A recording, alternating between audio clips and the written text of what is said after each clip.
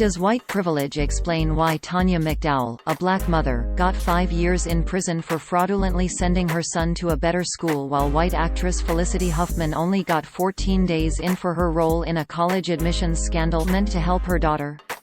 No, that's not true. While McDowell did plead guilty to larceny after enrolling her 6-year-old son in a Norwalk, Connecticut, public school, while she lived in Bridgeport, the 5-year prison sentence she received in 2012 was the result of a plea agreement that also included drug charges. And a previous criminal record likely didn't help McDowell's case. The attempt to compare the crimes committed by two mothers, who both claimed the motivation of wanting the best education possible for their children, appeared in memes, including one that features side-by-side drawings of the two moms like this one, which was published on Facebook on June 4, 2020. It opened, quote, "Can't dispute facts. This here is a fact," end quote.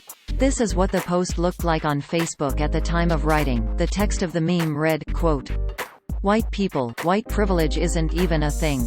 Reality, Tanya McDowell, homeless mother, lied about school district she lived in so her 6-year-old son could go to a better school. Sentenced to 5 years in jail. Felicity Huffman, wealthy actress, paid $15,000 to cheat her daughter's way into a better college, sentenced to 14 days in jail," end quote.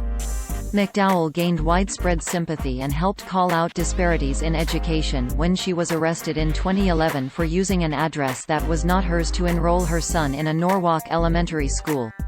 As was reported at the time by the Connecticut Post, she was the first parent in memory to be prosecuted for the offense in Norwalk, a point that raised questions about racial discrimination and galvanized activists.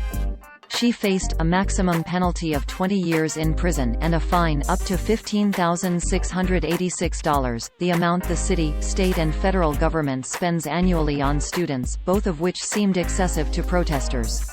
But not long after that arrest, while she was out on bond, McDowell was arrested again, this time in Bridgeport for allegedly selling, on 2 occasions, marijuana and crack cocaine to an undercover police officer.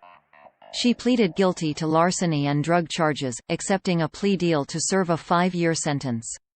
A March 27, 2012, Connecticut Post report from her sentencing began this way, quote, "Even as she faced sentencing Tuesday for twice selling drugs to an undercover police officer, Tanya McDowell vowed she would continue to fight for a better education for her young son. Who would have thought that wanting a good education for my son would put me in this predicament?" McDowell lamented as she stood handcuffed before Superior Court Judge Frank Iannotti. "I have no regrets seeking a better education for him. I do regret my participation in this drug case."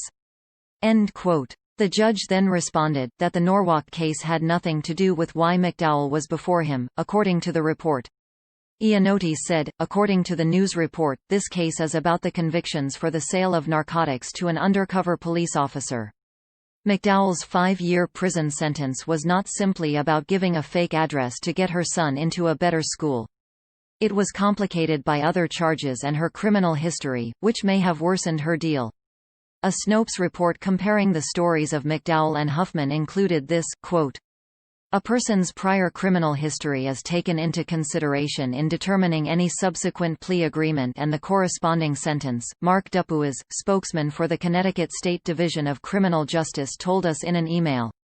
End quote. Huffman, who was a first-time offender, pleaded guilty to fraud, after paying $15,000 to improve her daughter's SAT exam score.